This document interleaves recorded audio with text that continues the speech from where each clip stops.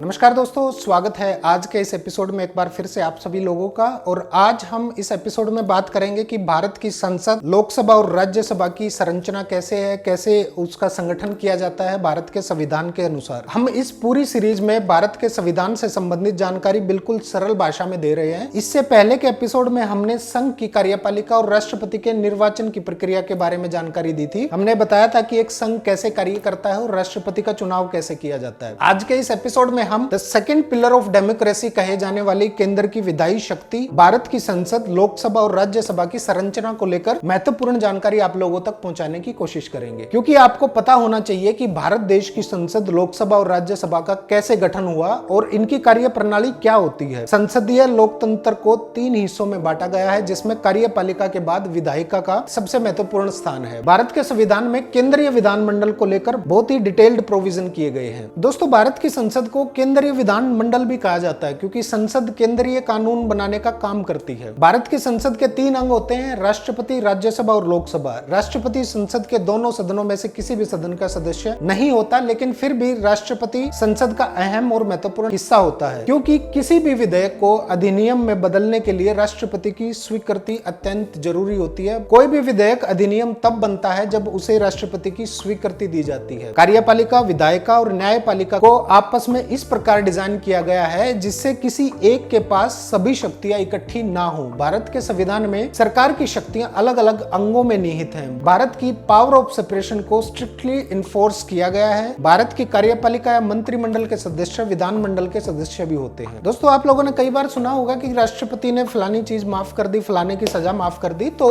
वो राष्ट्रपति को आर्टिकल 72 के अधीन माफी की शक्ति प्राप्त होती है। इसके अतिरिक्त राष्ट्रपति आर्टिकल 124 के अधीन अध्यादेश जारी कर सकता है और यह भी राष्ट्रपति की एक विधायी शक्ति है। संसदीय प्रणाली में कार्यपालिका और विधायिका का अलग अलग होना संभव नहीं है, फिर भी भारतीय संविधान में इन दोनों के बीच कोऑर्डिनेशन बनाकर दोनों को अलग अलग किया जाने का भरपूर प्रयास किया गया है। भारत की संसद 2 सदनों से मिलकर बनती है, जिसमें ऊपरी सदन और निचला सदन भी कहा जाता है, या राज्यसभा और लोकसभा भी कहा जाता है। राज्यसभा में सदस्यों का चुनाव अप्रत्यक्ष होता है, लेकिन लोकसभा के सदस्यों का चुनाव प्रत्यक्ष होता है। राज्यसभा की अधिकतम सदस्यों की संख्या 250 होती है। इसमें से 238 सदस्य राज्य और संघ राज्य क्षेत्रों के निर्वाचित प्रतिनिधि होते हैं। 12 ऐसे सदस्य को राष्ट्रपति नामांकित करता है जो साहित्य, कला, विज्ञान और सामाजिक सेवा के क्षेत्र में विशेष ज्ञान या वास्तविक अनुभव रखते हों। लेकिन ये नामांकित सदस्य राष्ट्रपति के निर्वाचन में भाग नहीं ले सकते। ये जो सदस्य नॉमिनेट किए जाते हैं, ये राष्ट्रपति के चुनाव में वोट नहीं कर सकते। राज्यसभा के सदस्यों का निर्वाचन राज्य की विधानसभाओं के निर्वाचित सदस्यों द्वारा अनुपातिक प्रतिनिधित्व पद्धति के अनुसार एकल संक्रमणीय मत द्वारा होता है। राज्यसभा के लिए संघ राज्य क्षेत्र प्रतिनिधि चुने जाते हैं। राज्यसभा में प्रत्येक राज्य और संघ राज्य क्षेत्र में सीटों का बंटवारा संविधान की 4वीं अनुसूची द्वारा किया जाता है और सीटों का बंटवारा जनसंख्या के आधार पर ही किया जाता है। राज्यसभा एक स्थायी सदन है, इसका विघटन या डिसॉल्व नहीं किया जा सकता, लेकिन इसके 1/3 सदस्य प्रत्येक दूसरे वर्ष की समाप्ति पर रिटायर हो जाते हैं। इस नीति के अनुसार एक व्यक्ति लगभग 6 वर्ष तक राज्यसभा का सदस्य रहता है। भारत का उपराष्ट्रपति राज्यसभा का पदेन सभापति या एक्स ऑफिसियो चेयरमैन होता है। दोस्तों, राज्यसभा लोकसभा द्वारा जल्दबाजी में पारित किए गए कानूनों पर भी पुनर्विचार करने का अवसर प्रदान करती है। व्यवहार में राज्यसभा राज्य के हित के लिए कार्य नहीं करती, बल्कि राष्ट्र हित के लिए कार्य करती है। राज्यसभा के सदस्यों को अलग अलग प्रांतों के विधान मंडलों की जनता द्वारा निर्वाचित किए गए सदस्यों द्वारा चुना जाता है। इस प्रकार राज्यसभा में सारे भारत के अलग अलग प्रांतों के लोगों का समावेश रहता है और सभी का प्रतिनिधित्व उनकी जनसंख्या के अनुपात में होता है। भारत के संसद का दूसरा सबसे महत्वपूर्ण अंग है भारत की लोकसभा। लोकसभा को जनता की सभा भी कहा जाता है, क्योंकि लोकसभा में जनता द्वारा आम चुनाव से चुने गए प्रतिनिधि होते हैं। इसके सदस्यों की अधिकतम संख्या 550 है, जिसमें से 530 सदस्यों को राज्य के मतदाताओं द्वारा प्रत्यक्ष चुनाव से निर्वाचित किया जाता है, चुना जाता है। 20 सदस्य संघ राज्य क्षेत्र के प्रतिनिधि होते हैं, जिसको हम यूनियन टेरिटरी बोलते हैं। इसके अलावा राष्ट्रपति की राय से अगर एंग्लो इंडिया समाज को पर्याप्त प्रतिनिधित्व नहीं मिल पाने के कारण आर्टिकल 331 के अधीन एंग्लो इंडिया समुदाय के 2 सदस्यों को नामजद या नॉमिनेट कर सकता है राष्ट्रपति। राज्यों के प्रतिनिधियों का चुनाव वयस्क मताधिकार के आधार पर प्रत्यक्ष मतदान द्वारा होता है और भारत के प्रत्येक नागरिक को 18 वर्ष की आयु पूरी करने के बाद मतदान करने का अधिकार होता है। भारत के संविधान का आर्टिकल 84 संसद के सदस्यों के लिए पात्रता निर्धारित करता है, जिसका होना आवश्यक है। जैसे एक सदस्य भारत का नागरिक होना चाहिए, राज्यसभा के सदस्य के लिए कम से कम 35 साल की उम्र और लोकसभा के सदस्य के लिए कम से कम 25 साल की उम्र होना आवश्यक आवश्यक है और लोक प्रतिनिधित्व अधिनियम के अनुसार व्यक्ति का किसी भी निर्वाचन क्षेत्र में मतदाता के रूप में पंजीकृत होना जरूरी है। कोई भी ऐसा व्यक्ति जो स्वस्थ चित्त का नहीं है, दिवालिया है या फिर भारत का नागरिक नहीं है या फिर विदेशी राज्य की नागरिकता स्वेच्छा से अर्जित कर चुका है, वो व्यक्ति संसद द्वारा बनाई गई किसी भी विधि द्वारा लोकसभा की सदस्यता के लिए अयोग्य ही होगा। राष्ट्रपति समय समय पर संसद के प्रत्येक सदन को ऐसे समय और ऐसे स्थान पर जैसा वो उचित समझे अधिवेशन के लिए सम्मन कर सकते हैं या आहूत कर सकते हैं। एक सेशन की अंतिम बैठक और अगले सेशन की पहली बैठक के लिए निर्धारित तारीख के बीच में 6 महीने से ज्यादा का अंतर नहीं होना चाहिए, यानी हर 6 महीने के बाद सेशन बुलाना ही होता है। ठीक इस प्रकार एक वर्ष में 2 बार संसद का अधिवेशन बुलाया जाता है। राष्ट्रपति प्रधानमंत्री की सलाह पर संसद का अधिवेशन बुलाता है। अभी हाल ही के मामलों में कोरोना संक्रमण काल के कारण संसद का सेशन 6 महीने तक स्थगित रखा गया था। भारत का राष्ट्रपति ही संसद के सेशन को उठाता है या उसका स्थगन करता है। स्थगन स्वयं सदन का कार्य होता है जो स्पीकर या सभापति द्वारा किया जाता है। संसद के